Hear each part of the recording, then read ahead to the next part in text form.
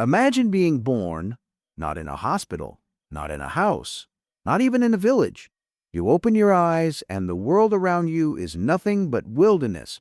No electricity, no medicine, no police, no locked doors, no warm room waiting for you at night.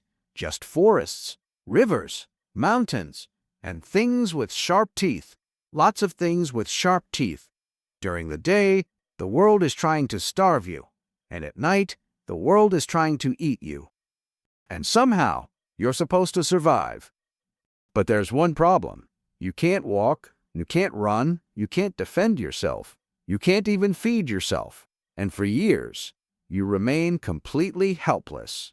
And yet, somehow, you survive. Not for a day, not for a week, but for years. Long enough to grow up, long enough to have children of your own. And that's where things become strange, because everything about that world suggests you shouldn't have survived at all, which raises a fascinating question. How did ancient human children survive? Tens of thousands of years before cities, before farms, before roads and borders, humans lived in small groups that rarely exceeded 30, 40, or 50 people. They didn't have permanent homes. In some places, they slept inside caves. In others, they built simple shelters from branches and animal hides. And sometimes, there was nothing above them except the open sky. There were no walls separating them from the wilderness, no doors to lock at night. And that's one reason tribes rarely stayed in the same place for long. If the animals they hunted moved away, the tribe moved. If nearby water sources dried up, the tribe moved. If edible plants became scarce, the tribe moved again. Their entire way of life revolved around movement. They traveled between rivers, springs, and lakes, and followed animal herds that provided food, hides, and bones for tools. At sunrise, almost everyone had work to do. Hunters tracked animals. Others gathered fruits, roots, and edible plants. Some searched for water. Others repaired tools and weapons. Everyone had a role, because survival depended on everyone. And in the middle of this world, children were growing up. Many didn't survive, but enough did, enough to keep humanity going. But there was another problem. Human children weren't just surrounded by dangers, they were also slower to develop than most other animals. Many young animals can stand or move shortly after birth, but human children remain helpless for years, and that made childhood longer, more dangerous, and far more expensive. And yet, humans kept making it, generation after generation. They didn't see children as a burden. They saw them as an investment that could take years to pay off, but one that was essential for the tribe's future. The strongest hunter wouldn't stay strong forever. The fastest runner wouldn't stay fast forever. The adults providing food today would eventually grow old. Their bodies would weaken. Their strength would fade. And the tasks that once seemed easy would become harder and harder. And when that day came, someone else would need to take their place. The child you carried today might become the hunter feeding you 20 years later. The child you protected today might become the person protecting you when you're old. The child learning beside the fire might become the tribe's best tracker, or toll maker, or most experienced member. The tribe wasn't feeding a useless child, it was investing in its future. Every child represented something incredibly valuable, the next generation. The having a reason to protect children didn't automatically make keeping them alive easy, because survival required something even more important.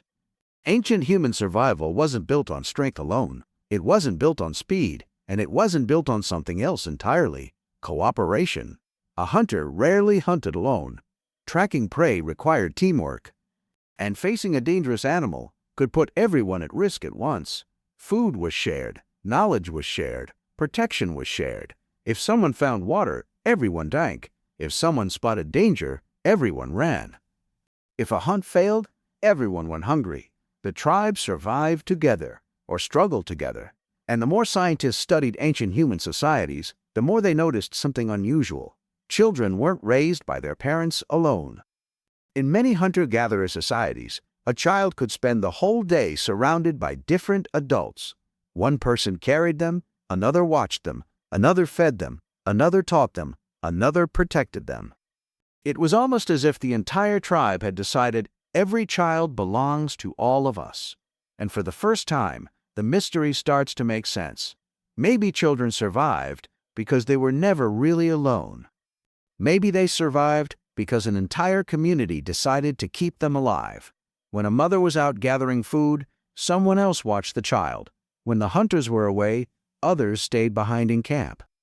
Responsibility wasn't carried by one person. It was spread across everyone. The tribe itself became a safety net, and that safety net changed everything. But survival was only the beginning. Keeping a child alive is one thing. Turning that child into a capable adult is something else entirely. And this is where humans began to separate themselves from most other animals. Many species cooperate, but humans took it much further. They shared food, shared responsibilities, and most importantly, shared knowledge. Children didn't just survive, they learned, they watched, they copied, they practiced, and year after year, they accumulated skills that no single child could ever discover alone. Knowledge from parents, from hunters, from gatherers, from tool makers, from elders. Each generation inherited everything the one before it had already figured out, and instead of starting from zero, they started from where the last generation stopped. That's what allowed humans to keep improving. Generation after generation after generation.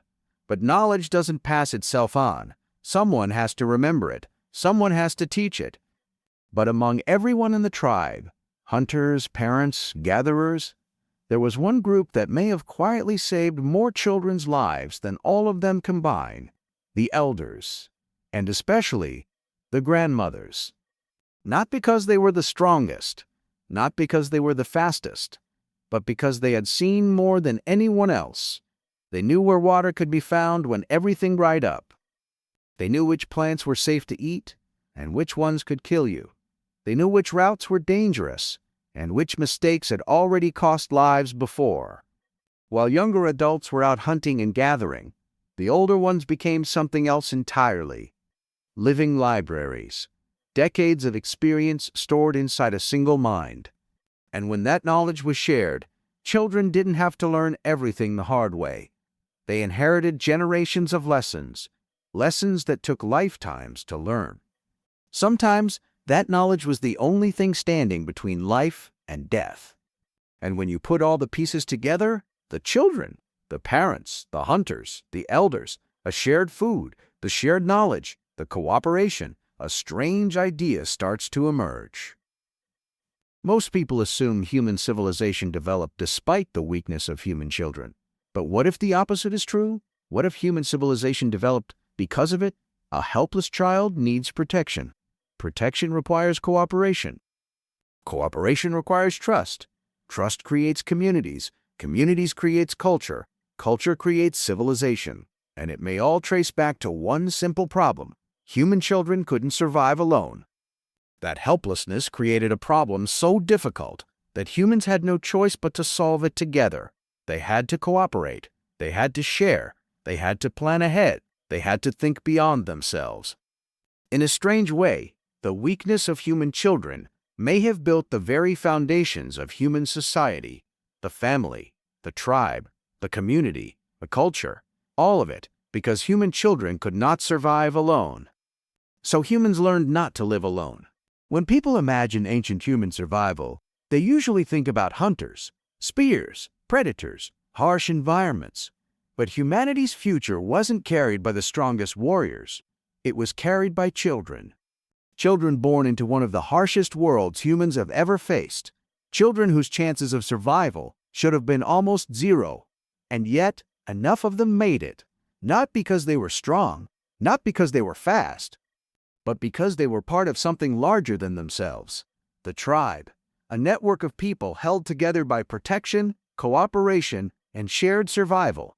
And maybe that's the strangest truth of all. Humanity didn't survive because individuals became stronger. Humanity survived because humans learned how to keep each other alive, especially the smallest and the most vulnerable.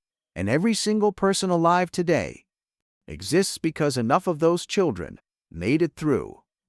Those children survived because the tribe stayed together. But staying together required something even more extraordinary. How do dozens of people hunt, protect each other, and raise children without speaking a single language?